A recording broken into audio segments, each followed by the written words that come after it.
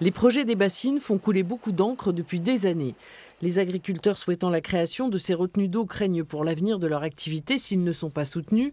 Mais aujourd'hui, ils vont devoir réfléchir à un nouveau projet. Une première réunion a eu lieu en préfecture jeudi dernier. On est arrivé à une situation de blocage plutôt tendue, difficile à vivre pour tout le monde. Aujourd'hui, l'État reprend la main. Madame le préfet nous a remis autour de la table. On a recommencé à discuter. Et finalement, je pense qu'on a plus de choses à partager que de désaccords. Moi, je le ressens comme ça et je trouve ça positif. Les opposants à ces projets de bassines, quant à eux, sont plutôt satisfaits de cette décision rendue par le Conseil régional hier, mais ils restent campés sur leur position.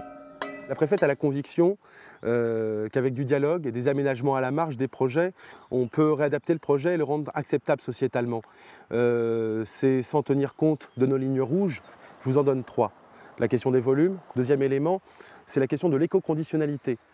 Quel cahier des charges en termes d'intrants on va imposer ou on va construire si de l'argent public venait être alloué à de tels projets. Troisième aspect, et c'est vraiment pour nous celui qui est fondamental, c'est les conditions de remplissage. Est-ce qu'on prend l'eau dans une nappe souterraine qui est déjà un stockage naturel, ou est-ce que l'eau elle est prise dans la rivière à un moment où cette rivière est en crue?